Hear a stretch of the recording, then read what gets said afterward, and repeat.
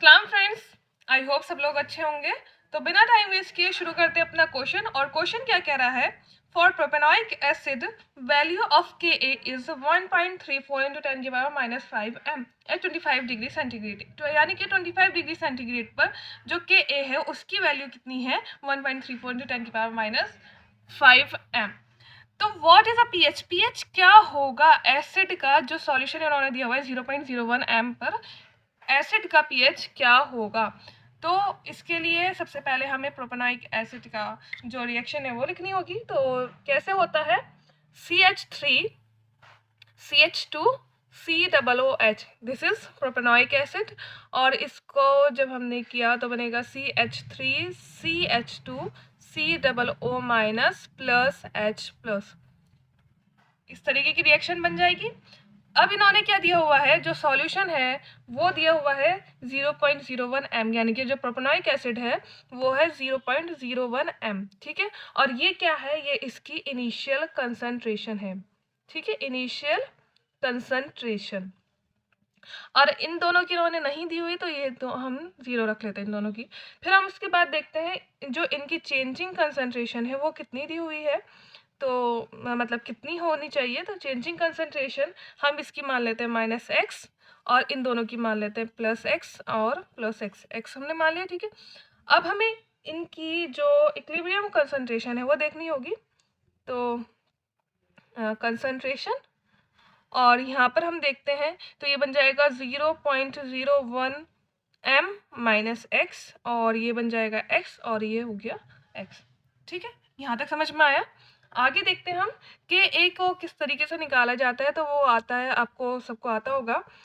तो वो आता है CH3 CH2 COO minus plus H plus, plus use नहीं होगा, upon CH3 CH2 COOH। This is a way of finding. So ये तो हर एक को आता होगा, बहुत बेसिक है ये। इसी फॉर्मूले से हम देखते हैं, इसी फॉर्मूले से आएगा।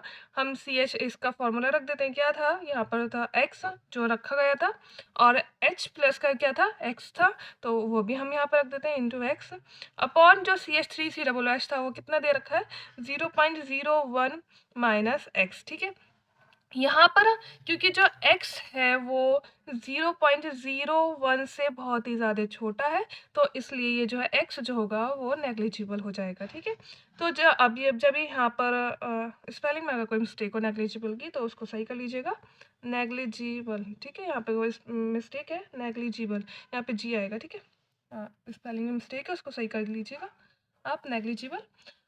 उसके बाद में हम देखते हैं, तो इसको क्योंकि हम यहाँ पे x जो है नेग्लिजिबल है, तो ये बन जाएगा x² ओवर 0.01। ठीक है, ये हमको देखना है। यहाँ पे कि a की वैल्यू इन्होंने दी हुई है, कितनी थी, 1.34 इंटू 10 की पावर -5 m यहाँ पे दी हुई थी। और तो इसको हम पुट करेंगे और x की वैल्यू यहाँ पर निकाल लेंगे पुट करने के बाद। ठीक है, तो 0.01 आ जाएगी, और इसको हम इधर ले जाते हैं, तो 1.34 इंटू 10 की power -5 into 0.01 is equals to x², ये आ गया। और इसके बाद में जब हम करेंगे तो इसको सॉल्व कर लेते हैं पहले, और सॉल्व करने पर जो वैल्यू आएगी वो आएगी 1.34 इंटू 10 की power -9 into is equals to x²। This is the value. और जब हम इसका यहाँ पे x² हटाएंगे, तो जो इसकी फाइनल वैल्यू आएगी वो आएगी x इज इक्वल्स टू,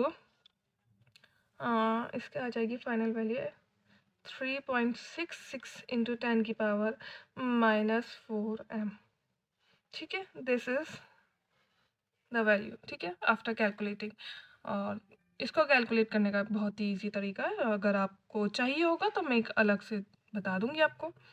ठीक है, और फिर हम इसके बाद में निकाल लेते हैं पीएच। हमें क्या निकालना था, पीएच निकालना है। और ये जो एक्स की वैल्यू है ये 2 के लिए आ गई, मतलब यहाँ पर CH3 CH2 COO माइनस के लिए और H प्लस के लिए। लेकिन हमें क्या निकालना है, H प्लस निकालना है, तो हम यहाँ पे x की वैल्यू को सिर्फ H प्लस में रखते हैं, तो यहाँ हम इसको सिर्फ और सिर्फ H प्लस के लिए मानते हैं। ठीक है, तो पीएच हमें निकालना होता है, तो उसका फॉर्मूला क्या होता है, log H प्लस।